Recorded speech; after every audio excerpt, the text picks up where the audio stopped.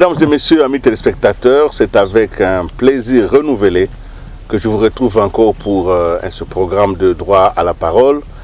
Je suis d'ailleurs d'autant plus heureux que je retrouve un invité que j'ai le privilège de vous présenter chaque année presque, parce que à cette période même, il fait quelques voyages en Afrique et il vient souvent nous rendre visite à droit à la parole, et c'est avec plaisir que je reçois pour vous Monsieur Thibaudeau, qui vient de Paris. Monsieur Thibaudeau, bonjour. Bonjour, enchanté d'être à nouveau avec vous. Et effectivement, c'est un rendez-vous que nous avons quasiment chaque année, et avec plaisir de vous retrouver. Merci beaucoup, ça me fait plaisir, et généralement vous n'êtes pas seul. Vous retrouvez votre alter ego congolais, Monsieur François Njeka, bonjour. Bonjour Monsieur Kalengai. Voilà, merci donc d'accepter cette invitation. Nous allons effectivement ici sur le jardin du Graal, nous sommes donc dans la commune d'Ngali-Emas, dans ce beau cadre. Essayer de parler des choses, aujourd'hui des choses sérieuses. Je voudrais donc que vous soyez attentifs à cette discussion que nous allons avoir, qui aura quand même quelques surprises, parce que nous allons approfondir des sujets qui m'ont été soumis à discussion, et j'aimerais que vous écoutiez très bien mes invités. Nous avons effectivement cette semaine, nous commençons la semaine pascale, c'est le nom de Jésus revient au cœur de nos discussions. On en parle au Fils de Dieu, Dieu lui-même, on parle de la mission de Jésus, mais on parle aussi en même temps, quand Jésus monte, on parle aussi de Lucifer. Lucifer, c'est le maître du mal. Lucifer, c'est Satan, c'est celui qui combat la lumière. Il est donc le maître des ténèbres. Lucifer, c'est celui qui est l'ennemi. Mais qu'est-ce que nous savons de lui? On dit souvent, pour bien combattre un ennemi, il faut le connaître. Est-ce que nous le connaissons? Comment se protéger contre un ennemi que l'on ne connaît pas? Quand il vient à vous à visage découvert ou à visage couvert, vous ne pouvez pas savoir qu'il est peut-être dans ce que vous buvez, il est peut-être dans l'idée que vous faites de la vie, il est peut-être dans les livres que vous lisez ou dans l'homme que vous rencontrez. Il peut prendre plusieurs formes, vous ne le savez pas. Et aujourd'hui, notre ambition, modeste soit-elle, c'est de découvrir un peu ce personnage lugubre. Peut-être que par la peur de le connaître, on ne veut pas l'approcher. Mes invités ont cette charge lourde de nous parler de Lucifer, pas pour en faire sa gloire, mais parce que nous voulons le combattre. Et il faut bien le connaître. Sinon, à quoi ça sert de se battre pour la lumière si on ne sait pas s'éloigner des ténèbres? Voilà cette question de départ. Et nous le faisons dans le cadre de la diffusion du message du Graal, parce que vous m'avez invité pour cela. Et cette semaine, qui est une semaine où la diffusion est vraiment intensive, où vous célébrez cet ouvrage, nous allons donc ensemble avec vous parler un tout peu de cela. Monsieur Thibaudeau, faut-il parler vraiment de Lucifer? Sinon, faut-il pas éviter de faire sa publicité? Pourquoi en parler? Il est important, comme vous disiez, de connaître son ennemi, si on doit pouvoir lutter avec et puis réussir à gagner la partie. Surtout quand cet ennemi apporte une idée de notre humanité qui est en fait servile et qui va être plus ou moins partager les choses que Lucifer va nous faire croire. Donc en fait, il va y avoir plusieurs méthodes. Et là, je laisserai un petit peu la parole à François Njeka pour développer un peu les différents pièges qu'il nous tend dans ce domaine-là. Mais en fait, on le caractérise par un être ténébreux. Il n'est ténébreux que parce qu'il a sombré dans un plan qui est bien inférieur, alors qu'il provient de plans très supérieurs, puisqu'il était au-dessus de notre propre identité, de notre propre genre, que nous sommes donc spirituels, et lui, il appartient au fait d'être près de la divinité. Donc, quand il est venu pour apporter de l'aide à l'humain, mais compte tenu de ce qu'il a réalisé près des humains et qu'il a vu que c'était constructif et très fort, il l'a pris pour lui-même, et son ego a pris une dimension telle qu'il s'est séparé de sa véritable mission, et il est effectivement tombé bien bas au niveau des plans. Et là, il a donc... Alors, vous disiez tout à l'heure qu'il est un petit peu l'esprit du mal. Alors, je vais juste vous lire un tout petit paragraphe concernant le mystère Lucifer dans le tome 2 de notre ouvrage Dans la lumière de la vérité, message du Graal de Hakuto-shin, parce que c'est ce que nous voudrions aussi vous faire connaître et aspirer à ce que vous puissiez entrer en contact avec cet ouvrage, car vous y découvrirez vraiment, je dirais, beaucoup de réponses, et même toutes réponses aux problèmes que vous pouvez vous poser. Alors, un tout petit paragraphe pour nous décrire qui est Lucifer. Lucifer est l'origine du faux principe. Il en est le point de départ et la force motrice. Et on ne devrait donc pas désigner le principe mis en œuvre par Lucifer comme étant le principe du mal, mais comme étant le faux principe. Et le champ d'action de ce principe erroné est la création matérielle. Alors, ensuite, il va nous expliquer que cette création matérielle, que faut-il pour pouvoir développer et utiliser cette création matérielle? Il nous faut un instrument qui soit directement en contact avec cette matière, et c'est notre intellect. Donc en fait, ce faux principe est que petit à petit, on va prendre notre intellect comme notre véritable outil, et on va faire abstraction de ce qui est notre véritable identité, c'est-à-dire l'esprit. Et l'esprit n'est pas l'intellect. L'esprit a comme force, c'est l'intuition. C'est ce qui est au plus profond de nous-mêmes, c'est ce qui nous anime au niveau du cœur. Et par contre, l'intellect, on dissèque, on analyse, on observe, on raisonne. Ça, ce sont des objets qui sont faits pour notre monde matériel. Merci de cette première introduction, M. Ndjeka. Beaucoup de téléspectateurs vont être étonnés de savoir quand même qu'à l'origine, Lucifer avait une mission noble et que c'était un envoyé. C'était quand même, ça, beaucoup de gens vont tomber des nues. Lucifer, le diable, mission noble. Évidemment, et dans le cadre de cette émission, nous allons aborder 3 grands pièges de Lucifer. Et pour que nous puissions parler des pièges de Lucifer, nous devons d'abord dire qui est Lucifer. Absolument. Et c'est ce que vous avez commencé à faire. Oui. En fait, c'est Hakuto-shin qui nous le dit, l'auteur du message du Graal, que Lucifer tire. C'est un ambassadeur, c'est un mandataire. Il a reçu l'ordre de Dieu pour venir vers les hommes, pour aider les esprits humains qui étaient en cours d'évolution sur la terre, pour les aider à développer une faculté. Et cette faculté, c'est l'intellect. L'intellect est notre capacité de compréhension, d'entendement qui est liée à notre cerveau. Il devrait nous ouvrir notre cerveau, notre intellect, pour nous permettre d'inventer des techniques pour que nous puissions améliorer notre vie sur la Terre. Je peux vous donner un exemple. Quand les premiers hommes arrivent sur la Terre, ils sont obligés de dormir dans des cavernes et de construire des abris avec de pierres. Mais l'intellect de l'homme, lorsqu'il se développe, il lui permet maintenant de construire une maison avec des portes, avec des fenêtres pour laisser passer l'air, pour laisser passer l'oxygène, la porte pour entrer, ainsi de suite. Donc, par rapport à une caverne, une maison, c'est déjà un progrès net.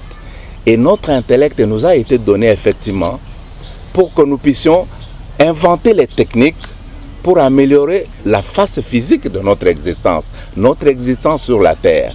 Et quand l'extrait qui a été lu a dit que le champ d'action de Lucifer, c'était la matière, la création matérielle. La création matérielle. Et effectivement, il nous a été envoyé pour ça. Et dans le développement de l'intellect, parce que c'est là où il y a le piège. Le piège consiste à proposer quelque chose qui va faire perdre l'humanité. Parce que Lucifer, c'est le seul véritable ennemi de Dieu. Il est le combattant contre Dieu. Il ne veut pas que les esprits humains découvrent Dieu. Il ne veut pas que les esprits humains connaissent ou reconnaissent Dieu. Il ne veut pas.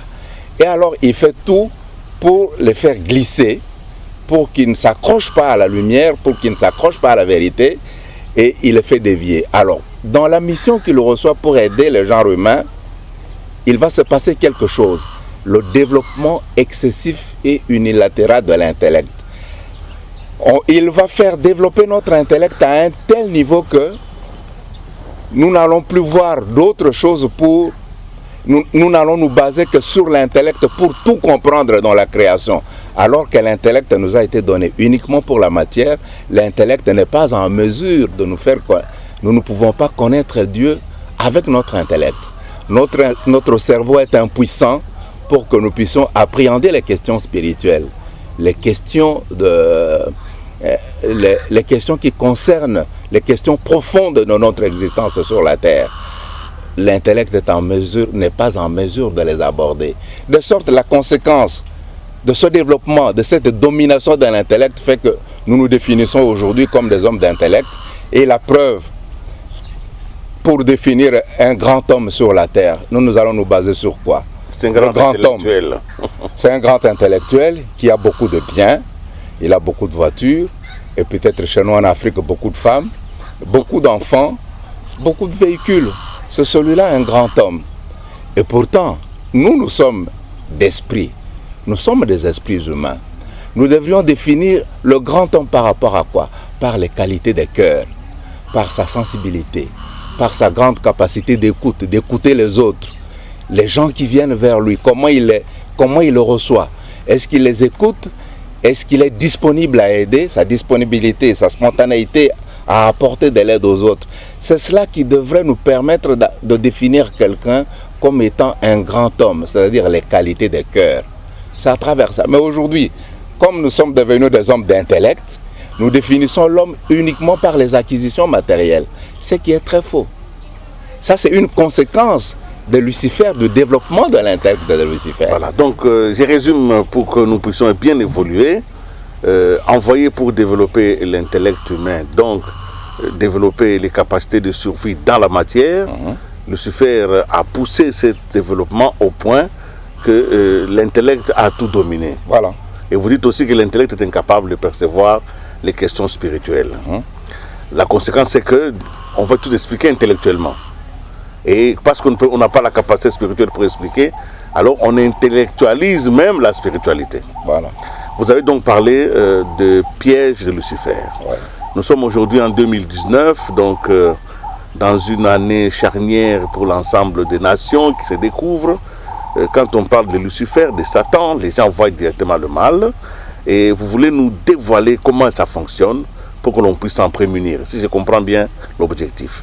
Alors, je vais rester sur vous et puis M. Thibaudot va compléter. Comme c'est une émission pédagogique aussi, à essayer d'aller rapidement sur l'énoncé. Oui. Premier piège de Lucifer. Premier piège de Lucifer, c'est le développement excessif de cet intellect-là. La conséquence, c'est que l'image que l'on peut avoir, c'est que nous sommes dans un sac qui est fermé en haut. Et l'intellect forme le sac en haut. Nous n'avons plus la capacité de voir la lumière, de voir Dieu, parce que Dieu est là-haut. Et le sac est fermé en haut, nous n'avons plus cette possibilité. Et c'est l'intellect qui l'a fermé. Et les conséquences sont vraiment énormes sur notre devenir dans la création. Parce que l'intellect est cet outil qui a été donné à notre esprit. Il est cet outil qui nous a été donné. Et ici, nous ne disons pas, nous ne devrions pas comprendre à travers ce que nous disons que il ne faut pas développer l'intellect. L'intellect doit être développé, mais il doit occuper sa place d'instrument au service de l'esprit. Il ne faut pas qu'il vienne dominer l'esprit au point que nous puissions croire que seul l'intellect vaut, seul ce qui est intellectuel qui a de la valeur. C'est cela. Alors, comment fonctionne Lucifer? En fait, nous sommes les créatures de Dieu. Nous ne sommes pas à la merci de Lucifer. Lucifer ne peut pas faire de nous ce qu'il veut. Mais qu'est-ce que Lucifer peut faire? Il a eu une origine plus élevée que la nôtre, nous, esprits humains. Mais à partir du moment où il a chuté, il s'est coupé de son mandant, parce que c'est le Créateur qui l'envoie, il est tombé beaucoup plus bas. De sorte qu'aujourd'hui, le niveau où Lucifer se trouve, par rapport au niveau où nous, les esprits humains, nous nous trouvons, son niveau est beaucoup plus bas. Et tout ce qu'il peut faire pour le moment, c'est nous tenter. C'est la tentation, qui est l'équipement, qui est la méthode d'opération, le mode opératoire de Lucifer, c'est venir vers l'esprit humain pour lui dire, mais le téléphone là, il est là. Bon, il n'y a personne autour de vous. Mais vous pouvez le prendre et vous vous dites, mais non, mais ça doit appartenir à quelqu'un. Et c'est le fruit des efforts de quelqu'un d'autre. Et pourquoi je le prendrais? Et lorsque vous partez, vous laissez le téléphone. Ou vous le ramassez et vous cherchez le propriétaire, là vous l'avez vaincu. Là vous avez triomphé. Et en fait, tout ce que Lucifer peut faire, c'est nous tenter. Et nous sommes au milieu de toutes ces tentations. Et le premier qu'il tente de manière visible, c'est Jésus-Christ, M. Thibaudeau. Oui, Quand au début de sa au mission. début de sa mission. Au niveau Voilà. De sa mission. Oui, dans sa mission, il est tenté. Oui. Mais effectivement, tout de suite, la réaction est faite de telle façon que c'est vain. Oui. Il ne pourra pas tenter le Christ, bien entendu. Mais je pense aussi que dans les tentations, il utilise... Qu'est-ce qu'il utilise en fait? Il utilise la faiblesse de l'être humain. Et il y a un petit passage encore, j'aime bien... Je vous en prie, c'est même pour ça que vous êtes là, M. Thibaudeau. Où il dit « Lucifer ne veut pas attendre avec bienveillance que l'être humain mûrisse et se renforce peu à peu. Il ne veut pas, comme il le devrait, être le jardinier qui protège, soutient et entretient avec sollicitude les plantes qui lui sont confiées. Au contraire, avec lui, le loup fut littéralement introduit dans la bergerie. Il vise l'anéantissement de tout ce qui est faible et travaille sans ménagement dans ce sens. Ce faisant, il méprise les victimes qui succombent à ses tentations et à ses pièges, et il veut qu'elles périssent en raison de leur faiblesse. Il est par ailleurs écœuré de la bassesse et de la vulgarité dont ces victimes déchues font preuve dans les manifestations de son principe, car seuls les humains leur donnent cette dépravation répugnante si évidente, incitant davantage encore Lucifer à voir dans ses victimes des créatures qui ne méritent que l'anéantissement et non l'amour et les égards. Donc vous voyez le sens de l'utilisation de la faiblesse de l'humain par Lucifer et de pouvoir, comme dit François Njeka, c'est de tenter. Et cette tentation va faire que petit à petit l'être flatté dans son ego, dans ses perspectives matérielles, va se prendre pour ce qu'il n'est pas. Et petit à petit, dans ce sens-là, à cause de cette faiblesse, il va se couper de son esprit, il va donc se couper de sa connexion avec le divin, avec les lois divines. Une question intermédiaire avant de continuer au deuxième principe, parce que vous avez parlé d'abord de la tentation. Si Lucifer avait été à l'époque envoyé pour aider l'humanité, pour développer son intellect, mais qu'est-ce que le Créateur a prévu pour que l'esprit dans la matière puisse se développer lui? Parce que l'esprit devait se développer aussi. Pour que l'intellect ne domine pas l'esprit, c'est que l'esprit doit être resté en arrière. Qu'est-ce qui a été mis à la disposition de l'esprit pour qu'il puisse se développer? Parce que l'intellect qu'il développait n'avait pas accès à la spiritualité. Qu'est-ce qu'il développait? Quelle était l'aide de Dieu, que Dieu a donnée, ou le Créateur, aux humains, M. Njeka? Oui, vous savez que nous sommes étincelles d'esprit. Nous venons du paradis. Et dans le paradis, la vérité est là, tangible. Donc, chaque esprit humain porte au-dedans de lui la capacité pour découvrir cette vérité. Parce que, de par notre origine. Et quand l'équipement que l'esprit humain reçoit, il y a l'intuition. L'intuition qui est notre voix intérieure. Et Abdrouchine dit, cette intuition, l'être humain peut l'écouter. En l'écoutant, il ne tombera jamais. Parce que l'intuition ne se trompe jamais. Cette intuition que les gens appellent généralement la première impression. Et dans le texte de Madame de Sévigné, on disait la première impression est toujours la bonne. Elle est la plus naturelle, elle est la plus vraie. Lorsque quelqu'un se présente devant vous avec une proposition de marché, si on fait ça, nous allons avoir autant d'argent. Automatiquement, l'intuition vous dit attention, attention, il y a là quelque chose. Et l'intuition vous a déjà prévenu en un clin d'œil. Et puis, le monsieur argumente devant vous. Il argumente.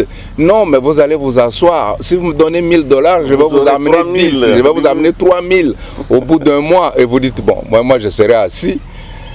Mais s'il m'amène 3000, mais je vais gagner. Qu'est-ce que je vais faire? Je ne vais pas suer, ainsi de suite. Et vous lui donnez. Mais l'intuition vous a dit attention. Dans la création, il n'y a rien pour rien aussi facilement. Et vous lui donnez le 1000 $, il vous promet les 3000 ou les 5000. Lorsque l'échéance arrive, vous appelez, le téléphone ne répond plus. Vous cherchez l'adresse. Vous avoir peur. Voilà. L'adresse, oh, il n'est plus ici. Où est sa nouvelle adresse? Il ne nous a rien dit. Et là, vous dites, mais mon intuition m'avait déjà dit, m'avait prévenu. Donc, le Créateur nous a tout donné. Et par rapport à cette intuition, la femme est mieux équipée. Elle est plus intuitive que l'homme. C'est pour cette raison que l'homme doit écouter la femme. Ne fût-ce qu'à ce niveau-là. Quand la femme dit quelque chose, elle ne le dit pas comme ça dans le vague. Si ça part de son intuition, c'est ça la vérité qu'il faut suivre. Bon, ça c'est une parenthèse. Donc nous ne sommes pas dépourvus face au développement, hyper-développement de l'intellect. C'est ça. Nous avons l'intuition, si je comprends bien. Oui. Alors nous parlons du deuxième piège. Le deuxième piège, en fait, nous trouvons ça. Ce piège-là fera que beaucoup d'êtres humains vont passer à côté de la vérité, ils vont passer à côté du salut. Et ce deuxième piège, nous l'avons trouvé dans le fait que aujourd'hui, la crucifixion, c'est-à-dire la mort de Jésus sur la croix, et nous sommes déjà proches de cela, de cet événement, que nous allons bientôt commémorer le vendredi prochain. La crucifixion, c'est-à-dire la mort de Jésus sur la croix, est présentée comme étant l'événement salvateur. C'est ce qui sauve l'humanité. Cette mort sur la croix et ce sang qui coule, c'est ça la rédemption. L'humanité a été sauvée par le sang de Jésus quand ce sang a été versé à Golgotha. Pourquoi est-ce que nous considérons cela comme un piège?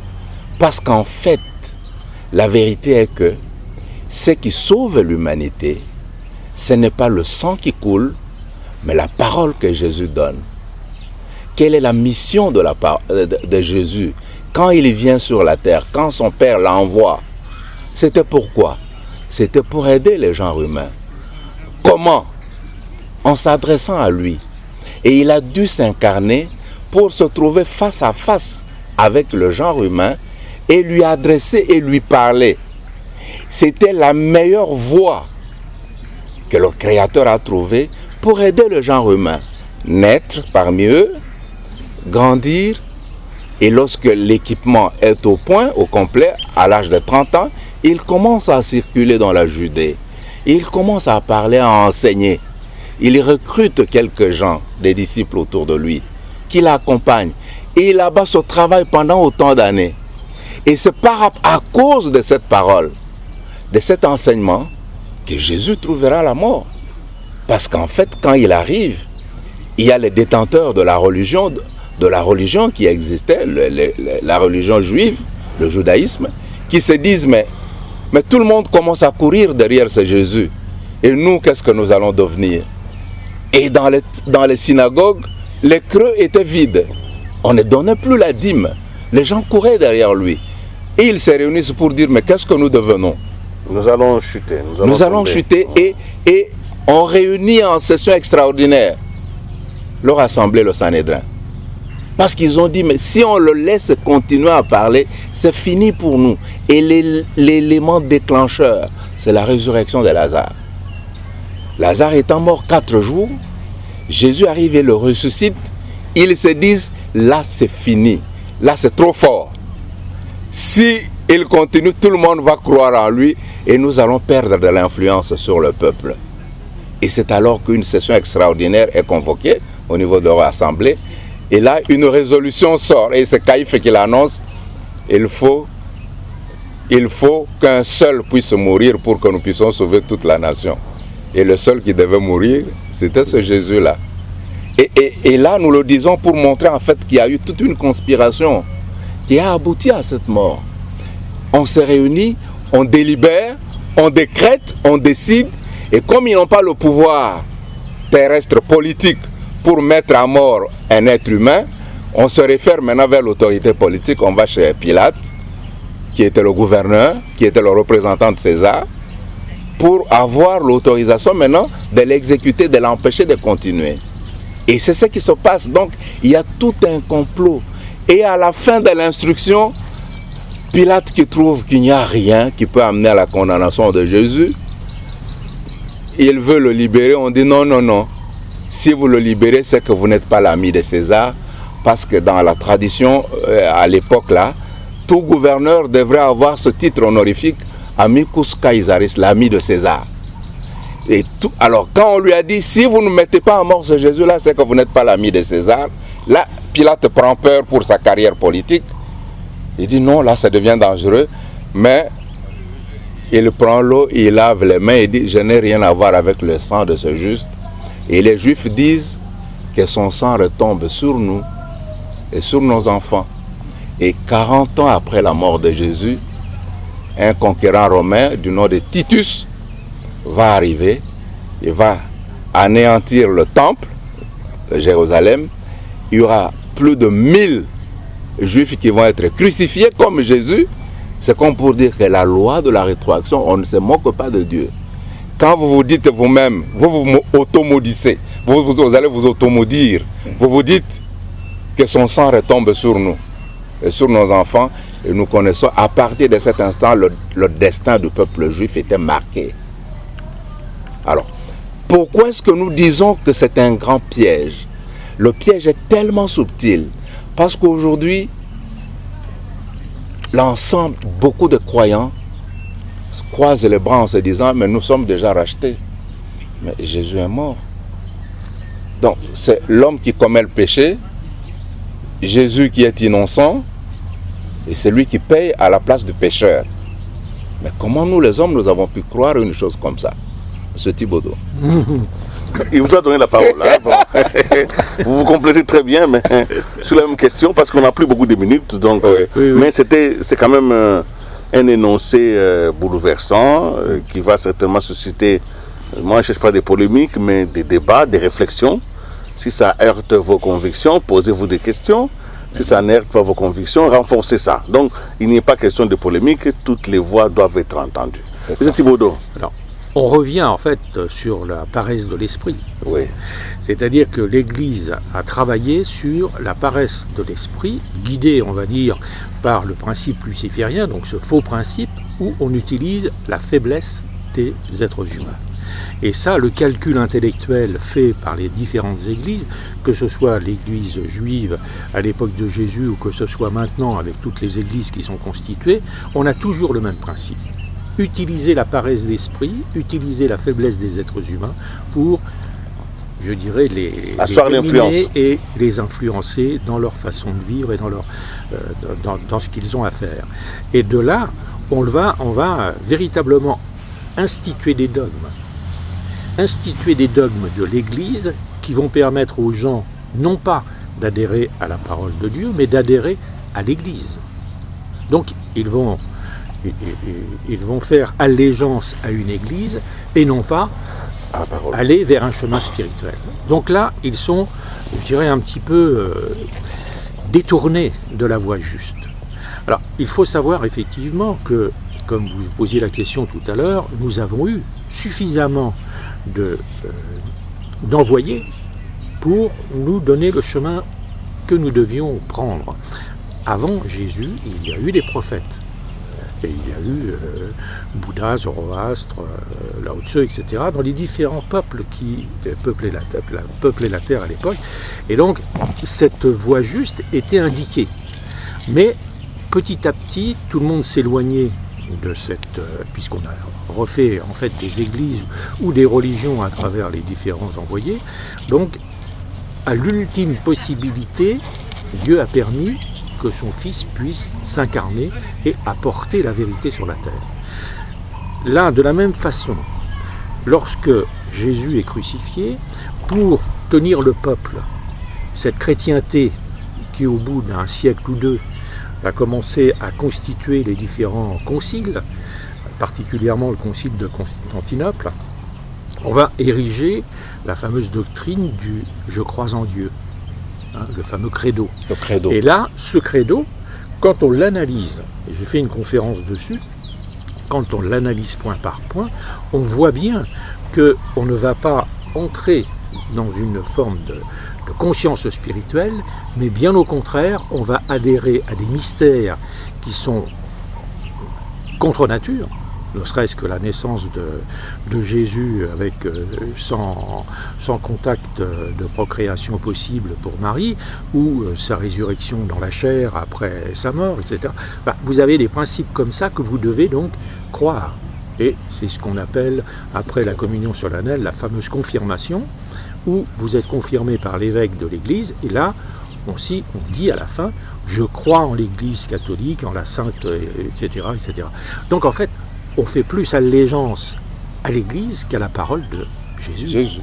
Et donc en fait, on a raté la possibilité d'avoir la vraie parole de vérité, celle qui nous est envoyée par Dieu, par l'instrument de Jésus. Et là, la dérive est faite. Et il nous explique cela après dans une conférence qui s'appelle, dès le premier tome, qui s'appelle La paresse de l'esprit, où le fait d'encourager cette paresse va faire que l'Église va tout prendre en main et va décider pour vous. C'est ce que l'on a petit à petit appelé le fameux maître à penser. Et en fait, on peut constater dans notre société actuelle que chacun cherche un maître à penser. Même dans notre pays comme l'Europe et la France particulièrement, qui sont maintenant très laïques, qui sont de plus en plus, on va dire, presque agnostiques, eh bien, dans ce milieu, on cherche des maîtres à penser. Ça va être le psychiatre, ça va être celui qui va nous apprendre... Les psychothérapeutes. En fait, on va chercher des gens qui nous donnent la méthode, qui nous donnent des instructions pour pouvoir maîtriser ceci ou maîtriser cela. Pour manger, pour maigrir, pour ceci, pour cela. Exactement. Tout ça pour éviter que vous-même, vous ne puissiez penser par vous assumer. Voilà.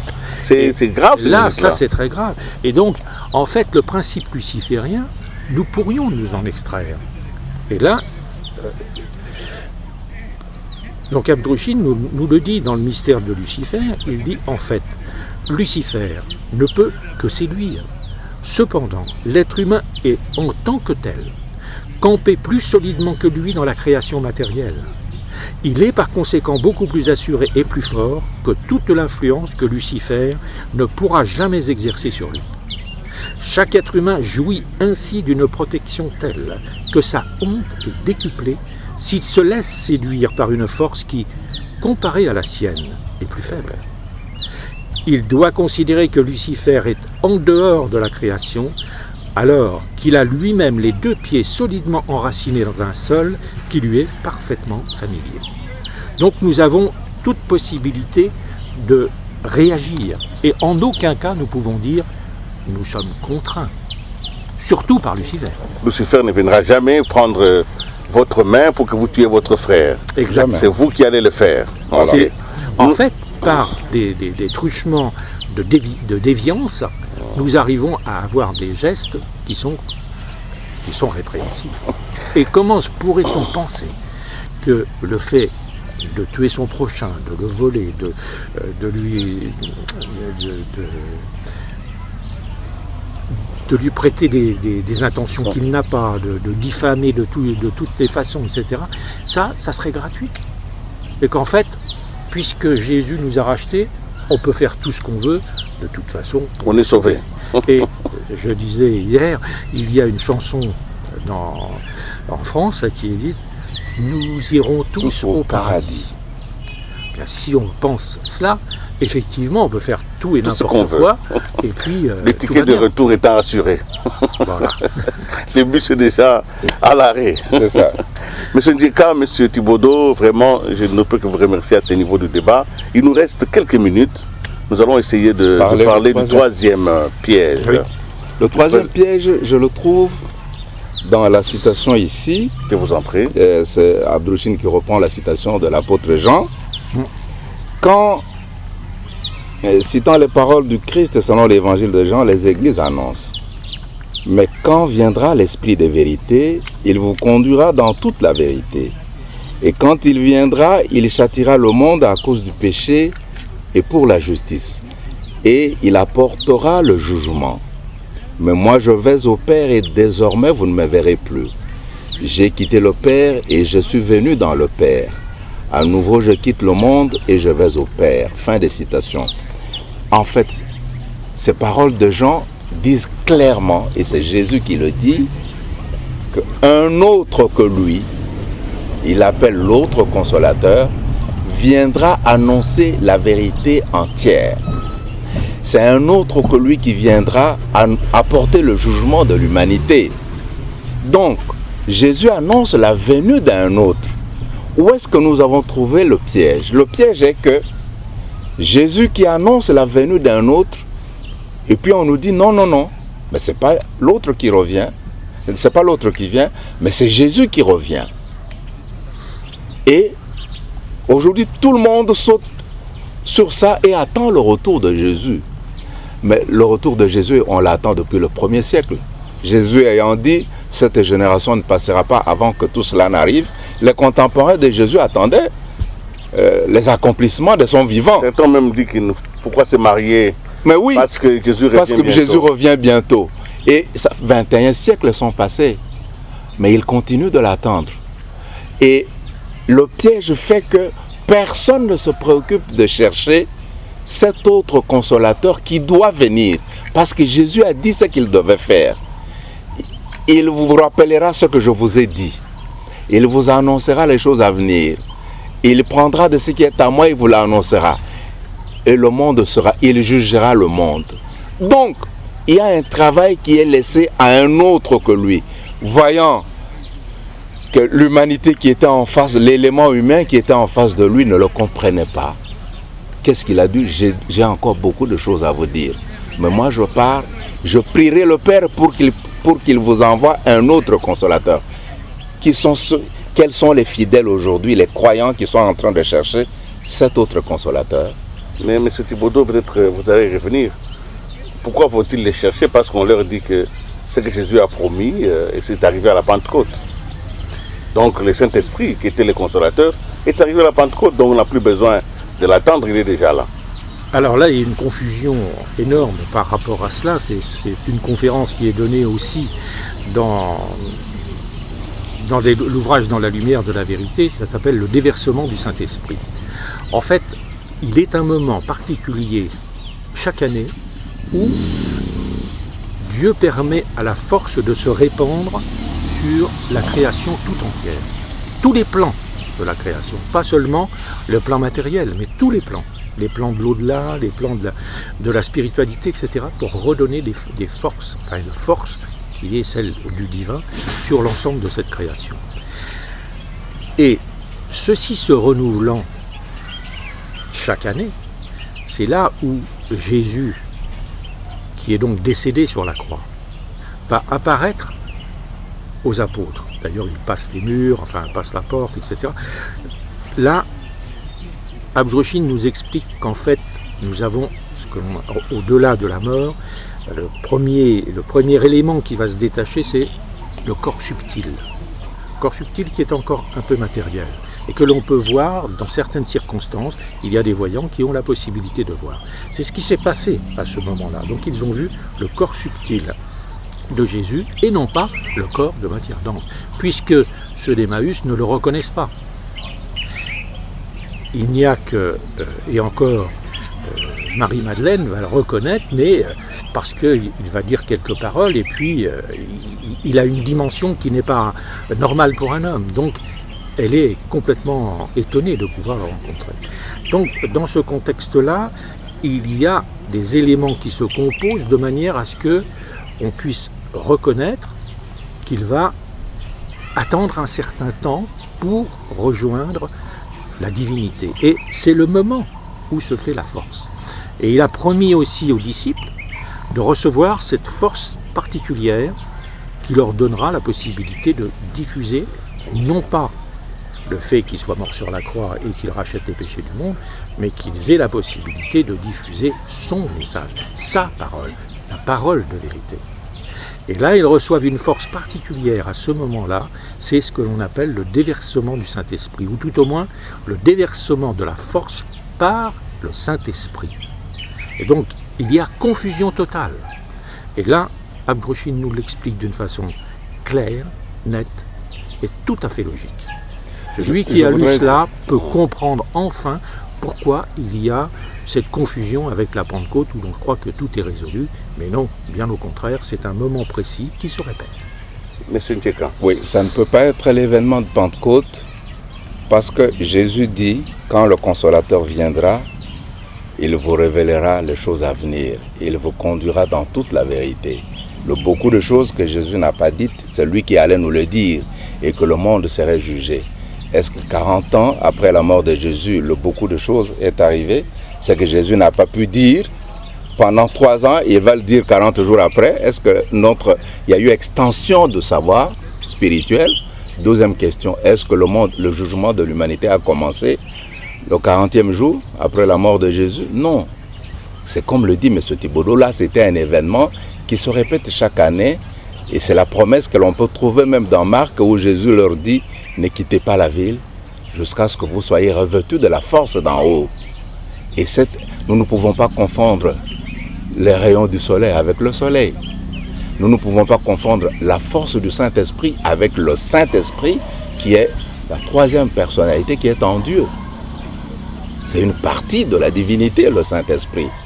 Alors, le piège est où Le piège, effectivement, est que l'humanité, au lieu de se mettre à la recherche de cet autre consolateur, qui devrait donner l'extension de la connaissance, qui devrait apporter le jugement, parce que nous sommes venus, nous avons un cycle d'évolution, nous devons rendre compte,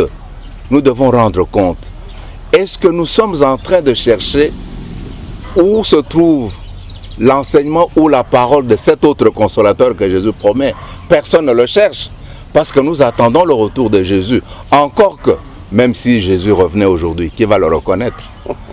Tout le monde aimerait qu'il puisse revenir dans son église. Peut-être espérons-nous que Jésus va revenir sous la même forme, avec la même barbe, le jeune homme très beau là, qu'il était, sous cette forme-là, mais ce corps-là, nous l'avons meurtri. Nous l'avons cloué sur le bois, on l'a mis dans le sol. Après, on l'a déplacé à un autre endroit, dans une caverne, et c'est caché.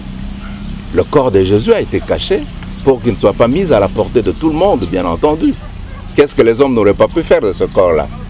Donc, si Jésus doit revenir, il doit naître comme un bébé. Il doit grandir. On vous dit, et s'il grandit, il reviendra comme il est parti. Comme vous l'avez vu partir, c'est comme ça qu'il doit revenir. Oui, mais la première fois. Sur les nuées, comme on va vous dire. Oui, mais il va rester sur les nuées pour faire quoi? Pour juger l'humanité. Mais la première fois, il est venu sur la terre, il était en face de nous. Il nous a conduits dans la vérité. Pourquoi espérons-nous qu'il va rester sur les nuées et ne plus s'incarner? Et ne plus se trouver face à nous. Alors, vous avez donné tous les trois, même si je vous fais un peu de la polémique à la fin. Mais c'est intéressant parce que ça permet. C'est évident. Ça permet parce que c'est ça que les gens ont consommé cela. C'est ça. Nous allons essayer de conclure cette émission, M. Thibaudot. Je vais vous poser une dernière question. Peut-être, je retiens quand même que face à Lucifer, dont le pouvoir aujourd'hui n'est qu'un pouvoir d'influence, l'homme n'est pas dépourvu. Il peut donc résister. Mais en même temps, vous venez de dire quelque chose qui m'a vraiment interpellé, moi aussi, c'est que vous dites la faiblesse de l'homme, c'est la paresse d'esprit, cette recherche effrénée de mettre à penser, qui fait que on mâche la nourriture pour vous, c'est ça, et on vous la donne à avaler. Alors, vous venez de parler aujourd'hui avec le message du Graal. Comment faire pour que ceux qui nous ont suivis ce soir ne puissent pas vous considérer aussi comme des maîtres à penser? Ah, ça c'est intéressant. Oui. Dans le sens où, effectivement, le discours que l'on a n'est pas un discours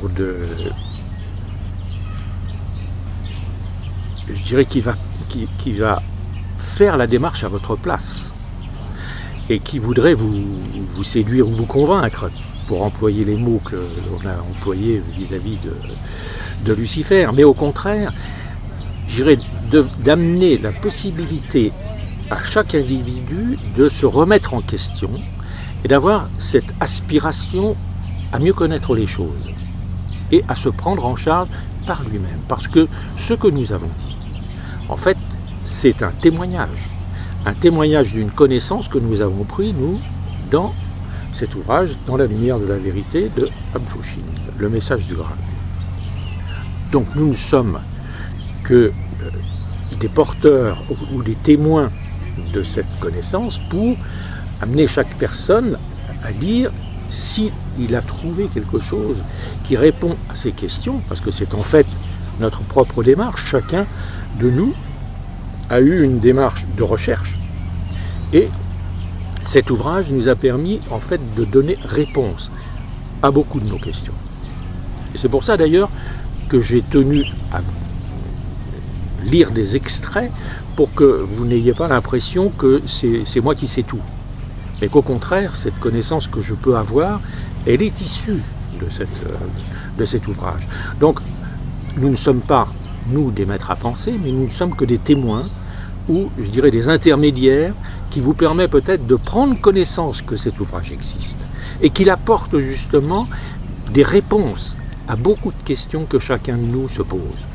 Et les questions que chacun de nous se pose ne sont pas les mêmes pour tous. Et c'est grâce au fait d'aller vers cette recherche personnelle du questionnement que l'on a, après avoir entré en contact avec le message du Graal, vous allez vous rendre compte de ce qu'il apporte comme connaissance.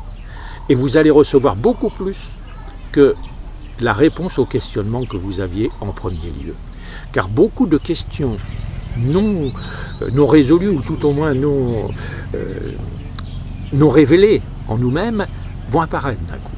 Et on va se dire, ah, mais je n'avais pas pensé à cela. Mais ça aussi c'est important. Et ainsi de suite. Et grâce à notre vécu, par rapport justement à cette connaissance nouvelle, nous allons apprendre chaque fois davantage. Mais ça, c'est la démarche de chacun. Il ne s'adresse pas, je dirais, à une église ou à une secte non, il s'adresse à l'individu lui-même. Et cet individu va faire cette démarche et cette recherche lui-même. En aucun cas, nous avons la possibilité, ce que nous faisons actuellement, nous échangeons. Nous échangeons, et vous savez que l'échange construit, l'échange donc, nous donne une certaine force, parce que justement on va pouvoir débattre de nos idées, etc. Mais en réalité, chacun de nous fait sa démarche par lui-même. Si on attend de l'autre qu'il résolve nos problèmes, alors il est fini. Rien.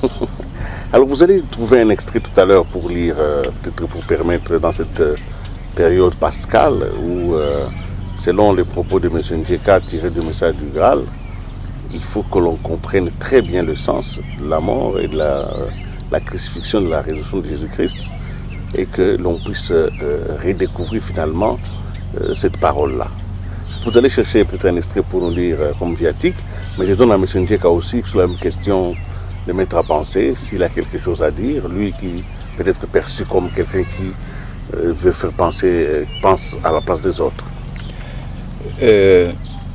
Effectivement, nous ne faisons pas tout pour que les gens nous reconnaissent en nous des maîtres à penser, parce qu'en fait, tout ce que nous avons dit aujourd'hui, là, c'est des balbutiements de ce que nous avons compris, de ce que Abdou-Chine a mis à notre disposition. Il y a un savoir complet que l'on trouve dans cet ouvrage, dans cette œuvre, dans la lumière, la vérité, message du Graal. Il y a un savoir complet sur Dieu, sur la création, sur l'homme, les rapports entre l'homme, la création et Dieu. Tout cela, nous le retrouvons dans le message du Graal. Et tout ce que nous pouvons faire à ce stade ici, c'est inviter avec beaucoup d'humilité les chercheurs sincères de la vérité. Et les chercheurs sincères de la vérité, ce sont ceux qui font preuve d'humilité, parce que l'humilité est la porte du savoir. Lorsqu'on est plein, on ne peut rien recevoir. Et tant que nous sommes sur la terre, nous ne pouvons pas nous dire que nous sommes arrivés. Il faut que nous ayons suffisamment d'humilité, nous dire que nous sommes en train de chercher. Et même nous qui croyons avoir trouvé la vérité dans le message du Graal, nous devons continuer à chercher là-dedans, c'est-à-dire à approfondir cette vérité que nous avons trouvée dans le message du Graal. Et c'est cet effort que nous faisons pour que ceux qui vivent autour de nous, à côté de nous, sachent que le message du Graal existe et par rapport à la question que nous nous sommes posée à la fin. Ce Fils de l'homme qui devait venir, ce paraclet qui devait venir apporter le jugement, il vient comment? Il vient main vide ou il apporte une parole? Si cette parole est là, elle est où? Il faut que nous nous mettions à chercher. Et si à la fin de cette émission, l'auditeur, le chercheur qui nous a écoutés, a ressenti en lui une certaine inquiétude, c'est que nous avons atteint notre objectif. Parce que l'inquiétude pousse à la recherche. Merci, M. Njeka. Nous allons terminer cette émission, amis téléspectateurs, avec une viatique que M. Thibaudeau va nous donner en quelques secondes. Et nous pourrons nous séparer aisément, comme nous avons commencé aussi, très aisément. Alors, je vais vous lire encore un extrait donc, du message du Graal. C'est en fait ce qui correspond au moment de cette semaine particulière, avec l'approche du Vendredi Saint. Et le titre, c'est la mort du Fils de Dieu sur la croix. Et la scène, mais je n'irai pas jusque-là, on va juste parler de cette mort sur la croix. À la mort du Christ, le rideau qui dans le temple isolait le Saint des Saints de l'humanité se déchira. Cet événement est considéré comme le symbole qui mit fin à la séparation entre l'humanité et la divinité au moment même où s'accomplit le sacrifice du Sauveur, ce qui aurait donné lieu à une liaison directe. Mais cette interprétation est fausse. Par la crucifixion, les êtres humains refusèrent de reconnaître le Fils de Dieu comme étant le Messie attendu, ce qui rendit la séparation encore plus grande. Le rideau se déchira parce que le Saint des Saints n'était désormais plus nécessaire. Il fut livré aux regards et aux courants impurs, puisque, pour parler symboliquement, le divin ne posa plus son pied sur la terre après pareil forfait. Le Saint des Saints était devenu superflu. C'est donc tout le contraire des interprétations qui ont eu cours jusqu'à présent, dans lesquelles ne se révèle une fois de plus que la grande présomption de l'esprit humain. La mort sur la croix n'était pas davantage un sacrifice nécessaire, mais un meurtre, un véritable crime. Toute autre explication est un euphémisme censé servir d'excuse ou dû à l'ignorance. Le Christ n'est certainement pas venu sur terre dans l'intention de se faire crucifier. Ce n'est pas non plus dans la crucifixion que réside la rédemption. Le Christ fut au contraire crucifié en tant que messager de la vérité, devenu important à cause de son enseignement. Ce n'était pas sa mort sur la croix qui pouvait et devait apporter la rédemption, mais bien la vérité qu'il donnait à l'humanité dans ses paroles. Voilà. Merci, M. Thibaudeau. Merci beaucoup, M. François Njeka. Merci aussi, amis téléspectateurs, pour avoir été avec nous dans ces programmes Droit à la parole. Vous l'avez saisi, nous sommes allés plus loin que d'habitude en invitant des personnalités qui ont certainement peut-être emballé vos convictions, mais qu'est-ce que ça sert d'avoir une conviction si elle n'est pas remise de temps en temps en question? Il faut donc remettre en question ce que nos certitudes, disait un grand homme. Nous devons interroger nos certitudes pour savoir les fondements de leur solidité. C'est ce que nous faisons ce soir et nous vous avons proposé ces programmes. Nous espérons que vos réactions multiples vont vous aider à trouver votre chemin, sinon à consolider celui dans lequel vous êtes. Mesdames et messieurs, bonne fête de Pâques à vous tous qui nous avez suivis ce soir et nous espérons vous retrouver dans un autre programme un peu plus moins dur que celui de ce soir. Sinon, ça a été fait avec amour et avec bonté pour vous-même et pour nous tous. Au revoir et à la prochaine. Merci.